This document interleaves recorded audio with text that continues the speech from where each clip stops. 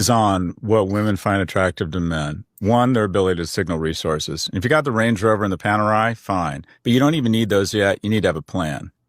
No, you need to have looks, bald man. You need to have looks. You need to have a look. You need to lift. You need to get in the fucking gym. You need to lose weight. None of that matters. None of that fucking matters. Like, if you want a woman who really wants to fuck you because she wants to fuck you, it doesn't matter if you have the Range Rover or the Panera, whatever the fuck it is. It won't make any difference. They're not fucking the Range Rover. They have to fuck you. I went to school to learn how to install energy efficient HVAC heaters. I got a plan.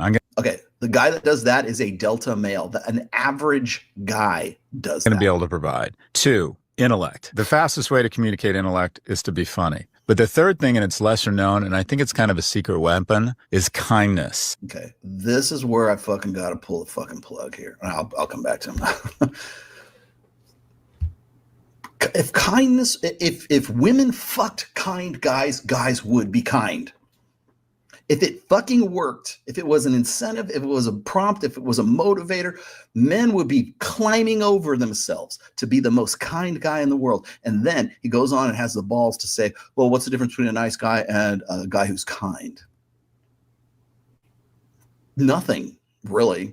Oh, well, a nice guy is a guy who's just doing it because he wants to get you in your pants. A kind guy is just doing it because it's out of the goodness of it. So he just happens to be kind. The end result is the same. The end result is you going home with dick in hand. No, the number one arousal factor is muscularity. And visible, definable muscularity. That's how you get in the door. Then maybe your personality matters. Then maybe your socioeconomic status matters. I keep trying to, I'm beating my fucking head against the goddamn wall about the fact that there's a difference between attraction and arousal. And everything that Scott Galloway says, and I'll continue here in a minute, everything that Scott Galloway talks about is leading to one thing, not marriage. That's what it's leading to. And that's the second part of today's sort of analysis of assortative mating, okay? Every single time I have to listen to somebody tell me, well, assortative mating means that 6s marry 6s and 5s marry 5s and 7s and 8s marry 8s and 5s. It's this lateral move, right? An educated guy, I know what it was. It was Robert Henderson was saying, if you only have a high school diploma, your odds of marrying a person, the opposite sex, who has a graduate degree, like a BA, I guess, and a bachelor's degree, or even post-grad, right? You only have a 9% chance of marrying a person who has a college degree. So what we're supposed to infer, because that's data, right? What are we supposed to infer from that? Well, I want to get married to somebody smart because that means that I'm going to have smart babies. And that must be the criteria that women use when they're looking for some guy to marry and settle down with. No, it's fucking not. No, it isn't. And the other thing that kills me is that if it were, why are we using marriage as a litmus test, as the benchmark, as the fucking metric for relational success in an era where we have the lowest marriage rate in recorded, certainly US, but in recorded human history? Why are we still pointing that way? Why is Korea going to go extinct? Why are we using marriage as the fucking benchmark of the goal state that we need to get to, especially in an era where it is for a man, it is the worst fucking possible decision. It's the worst business arrangement, the worst contract you could sign. But that's the goal. In fact, you're going to be shamed, and you're going to be as a guy, you're not living up to women's standards if you're not doing everything that makes you marriageable to get into that contract in the first place.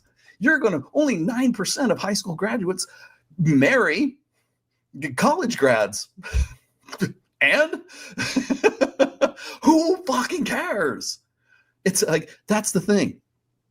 Yes, but if I look like fucking Alvaro Pena and I am, I don't even think he has a college, he has a high school diploma, right? If I look like him, odds are I can still probably fuck the chick with the post-grad degree, because they don't care about what you make. They have already taken care of their long-term security needs. They've already taken care of, at least perceptually anyways, have already taken care of the beta buck side of hypergamy, which is provisioning, protection, and parental investment. If a woman can provide those things for herself, she don't need no man. She wants a man. What man does she want? A guy that looks like Alvaro. That's what she fucking wants. That's what that's on the list. And it doesn't matter that 9% of high school grads are going to marry a fucking, college, highly educated woman, fresh out of college, master's degree, bachelor's degree even, right? Do you think that matters? No, it fucking doesn't. And I'll tell you this, it also doesn't matter how kind he is either. As a matter of fact, the less kind he is, the more difficult it is to get that guy's attention. That's the dude they want to fuck, right? I mean, I put this on here. Where did it go? This chick. Why don't we like the great guy? There's a man worth $200 million who keeps asking me to be his girlfriend. He's smart. We talk histories and politics, have amazing, insightful conversations. I'm pretty sure she'd probably say the guy's kind, but there's no spark. Why? Because he looks like Scott Galloway and not like Alvaro Pena. That's why. Okay, I'll let you finish. Here we go. I think there's a differentiation between being kind and nice. I think women notice when you're being really nice to them, but you're not necessarily a kind person. How would you delineate between the two? You're being so nice, complimenting her because you're hoping to get her to like you and have sex with you. Okay, here's the thing. Guys who are hoping and trying and striving and struggling to get her attention, to do nice things, to be, to prove your quality to milady. First of all, that's just simping is what that is. Okay. Now, the other part of this is why would that matter? Like, especially if it's the Range Rover and you want to be kind and you want to prove your quality to that person, right? The problem is this guy doesn't know anything except for the transactional nature of sex. Like when I was in my when I was in my rock star 20s, I learned very quick that it had nothing to do with how nice I was. It had nothing to do getting laid. Like meeting chicks and having, and by the way, some of those turned into relationships. Most of them didn't, but you can still parlay a one-night stand. Even you could parlay, casual sex into a relationship. I know, done it myself, known a lot of other people who have as well. Fuck, even the wife I'm with right now. I wasn't exclusive with her in the beginning. She's the one that came to me and wanted to be exclusive. I'm like, okay, you're the hottest piece of ass I'm with right now. I'm good with that. Right. And what gets me is guys like this giving advice saying, oh, you don't be nice about being kind. It's like, no. I wonder how many women would, let me finish. Let him finish. I wonder how, ask yourself this question while you listen to the rest of this. How many women would be able to tell the difference between a guy being kind and a guy being nice because he wants to get into her pants? What do you think women are sensitive enough to really understand that dynamic? As opposed to planting trees the shade of which you won't live under. Okay, that's bullshit, okay? Holding doors open for people, being patient, small acts of kindness with no reciprocal expectation. Because the reality is a woman is going to be vulnerable during gestation. And instinctively, they want to know someone is going to be kind. I think that's kind of the secret. Yes, but they also need somebody who can change a diaper and slit throats on the same fucking day. It's the slit throats part that none of these guys want to fucking admit. It's the data that shows that violent gang members are have 3.2% or 3.2 children more than just average guys of their same peer group, right? It's the fact that Morning Glory Milky Farm is the number one best fucking seller. Do you think the Minotaur is kind in that store? I haven't read it, but I'm pretty sure the minotaur in Morning Glory Milking Farm does not meet the criteria that that Scott Galloway is proposing is attractive and is what women are looking for in a guy. Okay, I'm pretty sure that's not the case. Secret weapon, what I tell men is to start establishing a kindness practice such that it becomes second nature, and women will notice. You know, the whole notion around the bad boy effect, I think that works in the short term, but I think ultimately who women partner with and who they're drawn to, and the research shows, is kindness.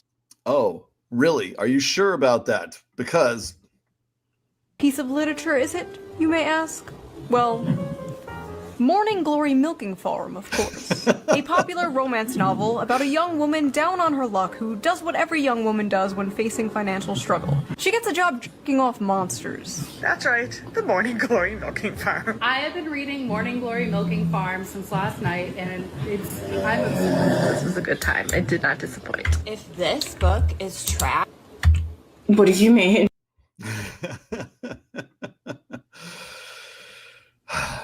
Scott, Morning Glory Milking Farm. Your argument is irrelevant. The end. Be the minotaur. Don't be kind. Kindness gets you. I've used the kindness card. It doesn't buy much. Okay, I'm sorry to say it doesn't. It might buy you something when you're in a relationship. Yes. But before you get into the relationship, no, it does fuck all for you. Pre-selection, social proof, be the fucking minotaur, be jacked, be interesting, be funny, have game, have some money of some sort. You don't have to be Jeff Bezos level. You don't have to be you don't have to be the top one, but you don't have to make $450,000 a year. That's great if you do. Awesome. I'm not saying don't do that. But trust me, you're still going to get laid if you're making $450,000 a year or you're making $50,000 a year if you look like Alvaro Pena. If you have an attitude of just sort of like brash independence. They say a strong, independent woman. Yeah. Well, you know what? Guess what? Women want strong, independent men is what they want. That's one. Oddly enough, the women who pride themselves on being strong, independent women, that's exactly what they're projecting onto men. They want a guy who's going to say, you know what? You know why that is because a guy who doesn't give a shit is a guy who is so rewarded with the attention and sex and status and is rewarded with social rewards that he doesn't fucking care what you think. He doesn't care. Like an alpha male I hate to use the lion, the Pride of Lions example again, but what is it? It's like, the alpha male lion is not reactive. He's non-reactive, right? Because he knows he's the fucking king of the jungle. So shit goes on in front of him. He's just going to casually get up. The only thing that prompts him to action is stuff that is actually worth getting up and fucking with, right? They're not nervous birds, that's a beta male, right? Well, why is the alpha guy, why is a high value man independent? Because he doesn't care whether or not that woman likes him or doesn't like him. He's not trying to, he's not a nice guy, right? By Scott's fucking definition anyways. So